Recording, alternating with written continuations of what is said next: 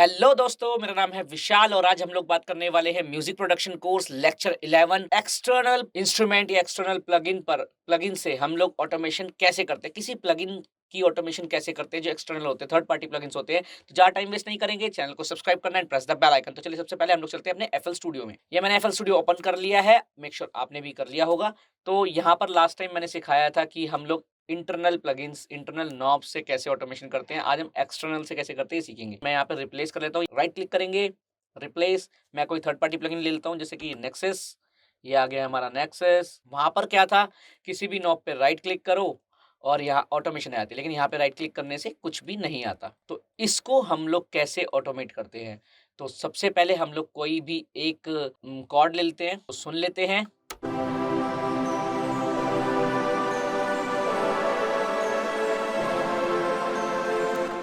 तो ये है हमारे कॉर्ड्स। अब हम लोग क्या करेंगे, इसकी ऑटोमेशन। जैसे मैंने आपको वॉल्यूम का बताया था, स्लो वॉल्यूम धीरे धीरे बढ़ती है, धीरे धीरे बढ़ती है, वो उसमें बताया था इंस्टॉक प्लगइन में। अब इसमें मैं चाहता हूं कि जो फ्रीक्वेंसी है, जैसे कोई भी एक नॉब ले लेते हैं, सपोज मैं ले लेता हूं ये कट ऑफ, मैंने यहाँ से ऑन करा, ये कट ऑफ नॉब है।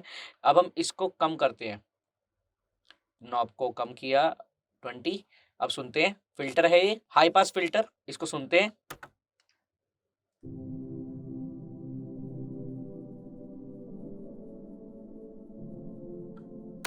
आप देखेंगे इसकी हाई फ्रीक्वेंसी सारी कट गई हैं।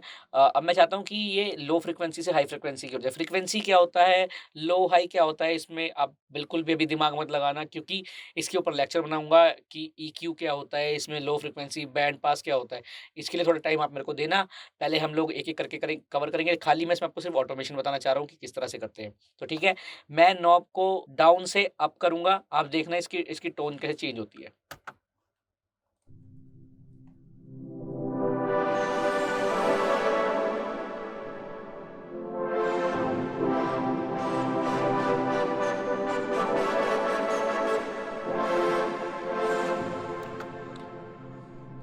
ठीक है, अब मैं चाहता हूँ कि ये धीरे-धीरे इसकी वॉल्यूम, मतलब इसकी फ्रीक्वेंसी बढ़े, हाई फ्रीक्वेंसी ऐड हो। तो मैं इसको कैसे करूँगा, राइट क्लिक करने से तो ऑप्शन आ नहीं रहा है इसमें, मैंने राइट क्लिक कर रहा हूँ बार-बार। इस नॉब को हम इस तरह से घुमाएँगे कई बार, 1-2 बार इसको ऐसे घुमाएँगे, चाहे किसी भी नॉब को आप घुमाओगे। लास्ट जो आप नॉब घुमाओगे उसी का ऑटोमेशन होगा, ये ध्यान रखना। मैंने इस पर आया, मैंने इसको एक बार ऐसे घुमा दिया, ये 0 कर दिया। अब ऑटोमेशन करने के लिए हमें क्या करना होगा? यहाँ पर आप देखेंगे टूल का ऑप्शन दे रखा है। टूल पर मैं आया, ये बोल रहा है लास्ट ट्वीक, मतलब जो मैंने लास्ट ट्वीक करा है, लास्ट नॉब को मैंने ट्वीक करा है, मैं उसे ऑटोमेशन करना चाहता हूँ। मैं यहाँ पर आया, क्रिएट ऑटोमेशन क्लिप। जैसे ही मैं यहाँ पर ऑटोमेशन क्लिप को प्रेस करूँगा, आप देखेंगे यहाँ पर ये आ गया है, nexus MST cut, nexus MST cut off, ये वही है। अब मैं इसको क्या करूँगा, इसको मैं एक बार कट कर देता हूँ। अब हम इसे पहले एक बार सुन लेंगे।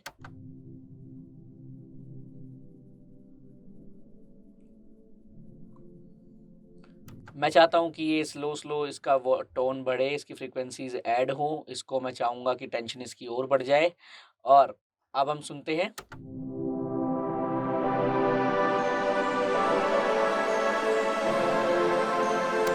ग्रेट। अब यहाँ पर आप इसकी नॉब को देखेंगे किस तरह से वो ट्विक कर रही है। प्ले करता हूँ।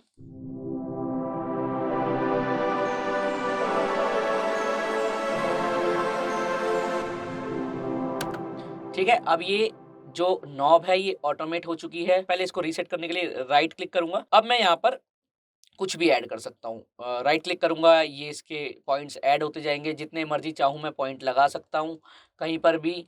इसको डिलीट करने के लिए क्या करूंगा, right click, delete, right click, delete, right click, delete. और अगर मैंने इंस्टेंट लगाए हैं तो मैं कंट्रोल ऑल्ट जेड प्रेस करूंगा तो ये सब डिलीट होने लग जाएंगे।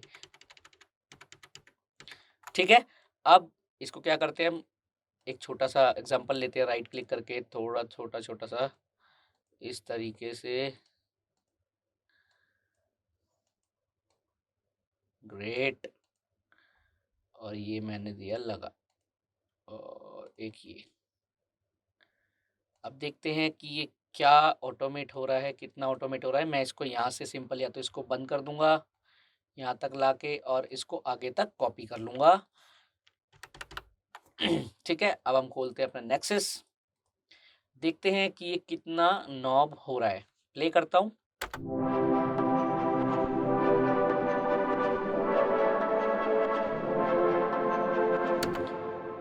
ऑटोमेशन का मेन काम जो होता है साउंड डिज़ाइनिंग के लिए होता है। इससे आप पुलिस का सायरन बना सकते हो, एम्बुलेंस का सायरन बना सकते हो, कुछ भी आप बना सकते हो। तो ऑटोमेशन का मेन यूज़ इसलिए होता है, वॉल्यूम को भी अप डाउन करने का काम आता है, मतलब मिक्सिंग, मास्टरिंग हर चीज़ में काम आता है। तो ये आपके एक्सपेरिमेंट पे डिपेंड करता है। तो ठीक है दोस्तों, कैसा लगा आपको लेक्चर? अगर अच्छा लगे तो प्लीज़ चैनल को सब्सक्राइब कर देना and press the bell icon. Thank you so much, keep supporting, love you all.